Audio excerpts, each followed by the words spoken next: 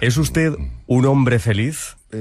Soy feliz porque mi vida me permite experimentar aquello que de alguna manera me va mejorando como persona. Eso no quiere decir ni mucho menos que no tenga mis momentos de dificultad, que no tenga mis momentos de tristeza, que no tenga mis momentos de desesperanza. Lo que tengo es una guía que me orienta y me dice cómo tengo que tomarme esos momentos para aprender de ellos, para crecer interiormente. Para mí ese concepto es la felicidad, mucho más que un sentimiento, una guía, un sentido vital y unos valores que son los que de alguna manera están orientando constantemente mi vida y me ayudan pues a ir poco a poco tejiendo o aflorando la mejor versión de mí mismo, que es como yo quiero vivir. ¿Ser feliz es algo innato o algo que uno tiene que ir construyendo poco a poco? Vamos a ver, el ser humano en su interior, si fuera más consciente de su auténtica naturaleza, su esencia, se daría cuenta que la felicidad es intrínseca. Es decir, cuando una persona toca su núcleo, se da cuenta de que ese núcleo es la fuente de la sabiduría, la fuente de la verdad, de la bondad, de la unidad y la belleza.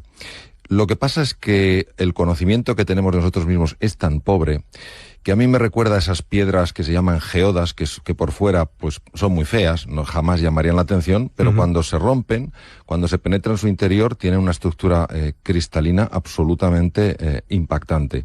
Yo veo al ser humano exactamente igual y mi experiencia es esa, es decir, nuestro gran fallo es que no nos conocemos, es decir, nos vemos, pero nuestra mirada no tiene alcance y profundidad, entonces no nos descubrimos. Si nos descubriéramos, nos daríamos cuenta que, claro, que alguien que tiene esa estructura tan especial a la fuerza de ser feliz. Entonces yo resumiría esto diciendo que somos felices, pero no lo sabemos. Pero tal y como están las cosas y con los prejuicios que tenemos más o menos todos, para ser feliz hay que tener agallas.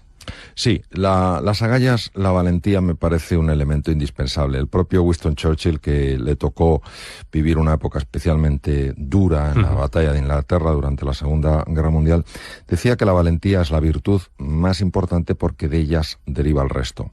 Y a mí sí que me gustaría mucho aquí definir el concepto de valentía.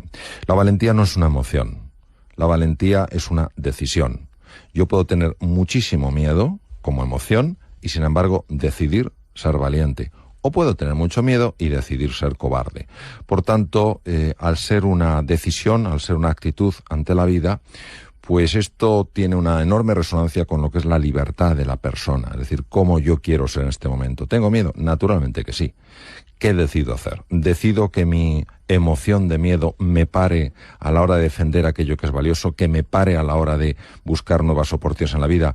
Si decido que sí, es sencillamente por eso, porque la decisión que he tomado es no ser valiente, pero no porque la emoción necesariamente me esté empujando a ser cobarde. Usted habla en el libro también de las emociones tóxicas, que dice que debemos evitar. El problema fundamental de las emociones tóxicas no es ya que generen estos sentimientos incómodos a nivel consciente, es lo que se ha demostrado que son capaces de hacer a nivel corporal. A nivel cerebral, por poner un ejemplo, y hablo literalmente, no intento exagerar las cosas, sino que son fundamentos muy sólidamente ya demostrados. A nivel cerebral, los estados tóxicos, es decir, cuando esa emoción, la desesperanza, la sensación de impotencia, la culpa, la vergüenza, se extienden ampliamente en el tiempo, se sabe que matan neuronas cerebrales. ¿Cómo es posible que una emoción mate neuronas cerebrales? Pues se explica muy fácilmente.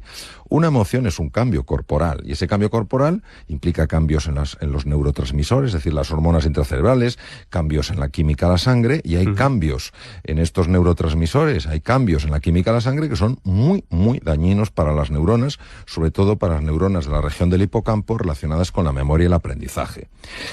En segundo lugar, pues hay estructuras tremendamente sensibles a las emociones tóxicas, tremendamente sensibles, como todo el sistema de defensa contra bacterias, contra virus y tumores, el sistema inmunológico de una excepcional complejidad casi, no tanto, pero casi tan complejo como el sistema nervioso central y que tiene receptores en su membrana, es decir, puertas de entrada en el interior de esas células. Algunas de las moléculas que se liberan en la sangre cuando tenemos estos estados emocionales tóxicos, al entrar en contacto con esta especie de cerraduras de la célula, producen cambios muy negativos y llegan a inhibir el funcionamiento de estas células.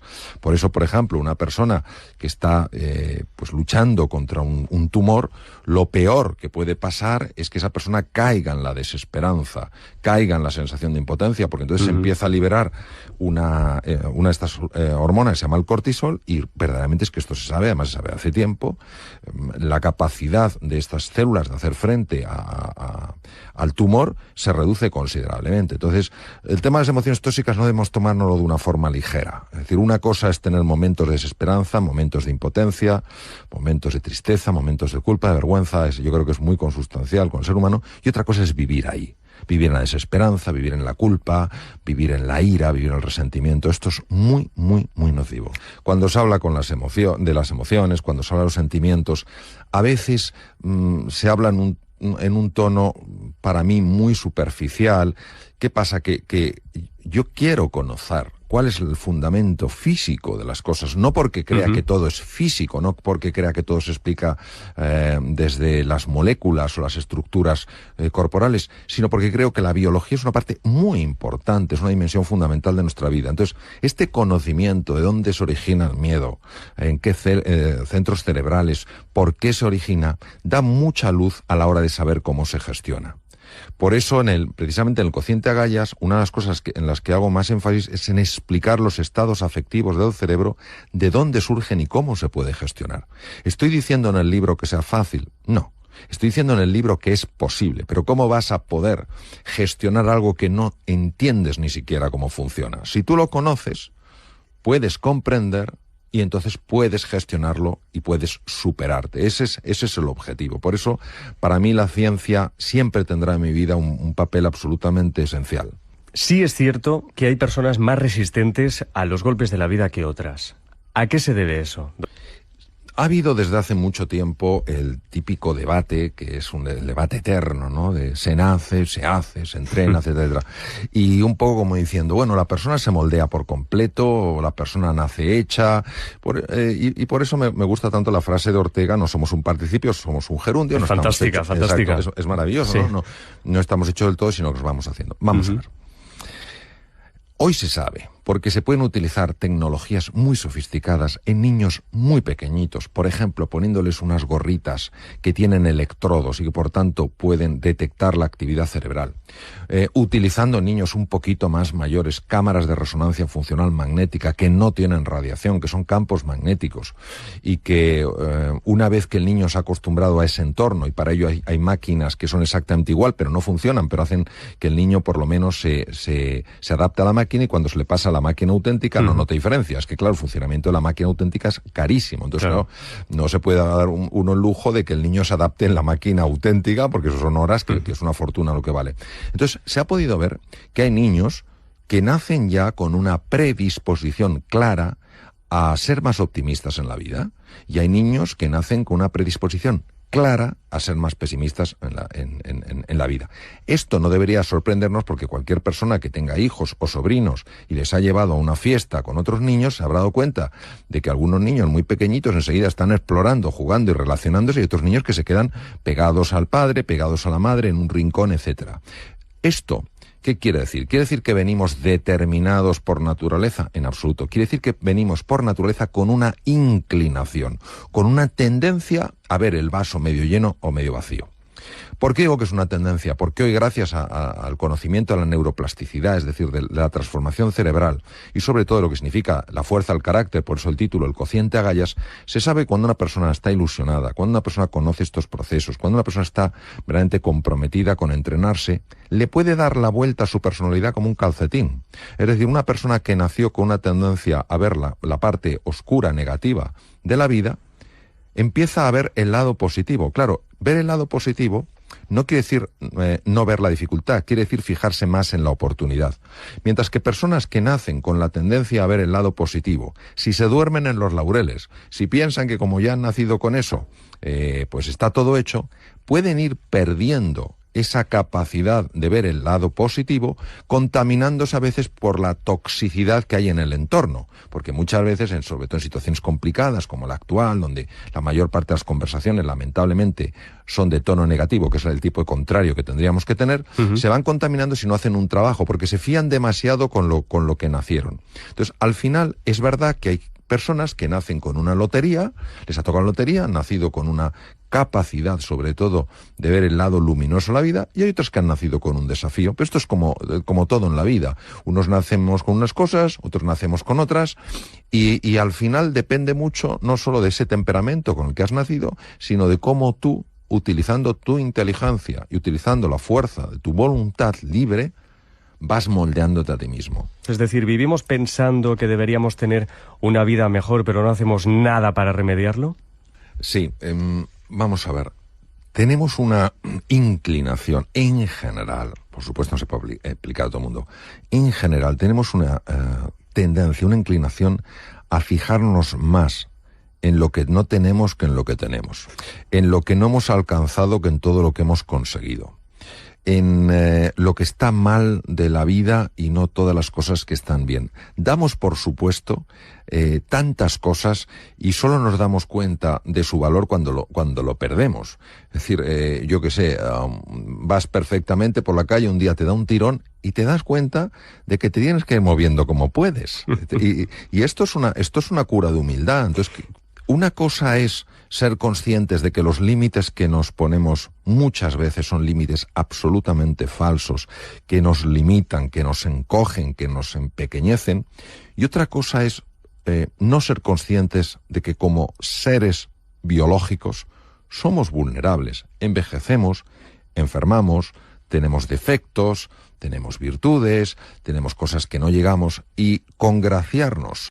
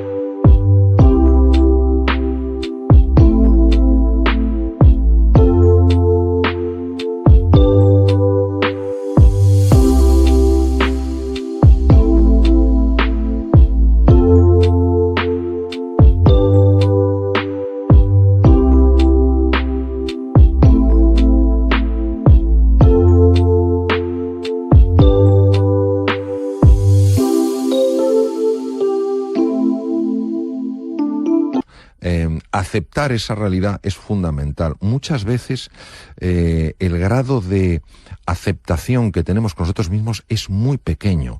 Nos apoyamos muy poco en los fracasos, toleramos muy mal nuestras imperfecciones. Y en el fondo, esto es un camino absolutamente equivocado, al menos desde mi experiencia. Cuando uno se acepta totalmente, decir, pues bueno, a mí se me da muy bien, digamos, una determinada cosa y otra se me da mal. Bueno, yo tengo unas cosas buenas y otras cosas no tan buenas, me acepto en mi totalidad y a partir de ahí voy a empezar a superarme. Uno no se supera si se está constantemente criticando o criticando a los demás. Y desde el punto de vista ya de nuestra implicación en el entorno, no hay más que ver qué cantidad de gente o qué cantidad de personas nos quejamos y qué pocas personas están haciendo propuestas de mejora. Vamos a ver, la queja, si no va seguida de una propuesta de mejora, no sirve para nada. Pero es más fácil criticar que construir. Mete más ruido un árbol en un bosque que se cae que 100 árboles que están creciendo. Entonces, claro, salvo que haya nacido uno con esa predisposición para ver el lado positivo, tiene que hacer un esfuerzo, tiene que hacer un trabajo diario para enfocar su atención en aquellas cosas de la vida que sí están bien, en aquellas cosas de la vida que sí pueden mejorarse. ¿Aprender a controlar la mente es el mejor camino para tener una vida plena, para cuidar también nuestro cuerpo mejor? Yo casi cambiaría la palabra controlar por gestionar, porque controlar es como intentar dominar, intentar manipular, y la mente es demasiado poderosa como para eso. Sin embargo, gestionarla sí, y por supuesto la gestión de la mente transforma por completo la vida, ya que la mente tiene implicaciones en la salud física, obviamente en todo lo que son procesos mentales, e incluso tiene un impacto a nivel anímico. La actitud contemplativa es una actitud que lo que invita es a la serenidad, al descubrimiento y a saborear la vida. Lo mismo cuando se aplica a la comida, saborear la comida, no sencillamente engullir. Y la comida tiene mucha más importancia de lo que imaginamos. Está obviamente el tema del sabor. Tiene implicaciones sobre todo en el funcionamiento de la flora bacteriana, lo que se llama la microbiota, que a su vez tiene un impacto directo en el funcionamiento del cerebro. Es muy frecuente hoy en día que las personas se quejen de trastornos digestivos, y parte de ese trastorno es por la cantidad de aire que se acumula. Cuando una persona traga la comida en lugar de masticarla adecuadamente, está tragando también aire, y el tubo digestivo no sabe qué hacer con ese aire. Distiende las paredes del estómago, las paredes del colon, y esto genera un montón de problemas funcionales. Por otro lado, la salivación está hecha precisamente para eso, para digerir bien los alimentos. Todo esto, como comentaba antes, tiene una repercusión en el funcionamiento en conjunto del tubo digestivo. Cuando uno come despacio, está reduciendo los niveles de tensión. Yo sé que hay personas que se ponen más tensas cuando comen despacio, pero eso no quiere decir que el comer despacio te ponga tenso. Es que nos hemos acostumbrado a vivir de una forma, digamos, entre comillas, desordenada. Cuando una persona come más despacio, se genera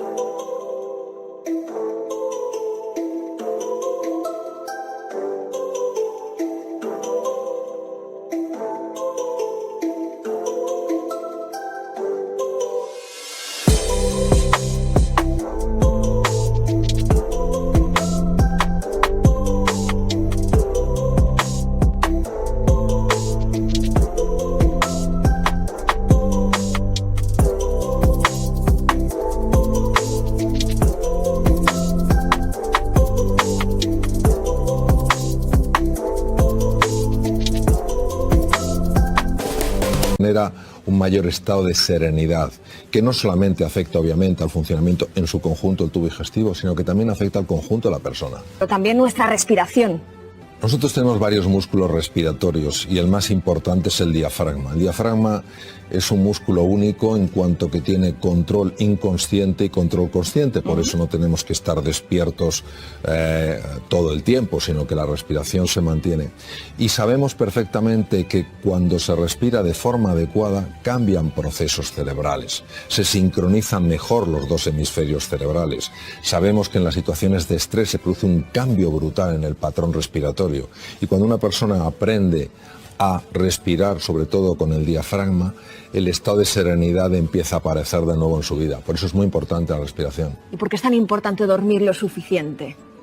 Porque durante el sueño se libera una hormona que se llama la melatonina. Y la melatonina hace muchas cosas. Entre otras cosas, activa los genes llamados los genes reloj nocturnos, PER1, PER2, PER3, que lo que hacen es descubrir dónde está habiendo mutaciones que pueden dar lugar a tumores para repararlas. Por otra parte, durante el sueño se libera hormona del crecimiento, la cual, obviamente, ciertas edades como la mía no te va a hacer crecer, si repara los tejidos. Y además, durante el sueño se activa un sistema muy especial, que es el sistema linfático, que no es el linfático, correspondería al sistema linfático del cerebro, que permite la eliminación de proteínas tóxicas que se acumulan por la actividad cerebral, que si no se eliminan pueden facilitar con el paso de los años enfermedades neurodegenerativas.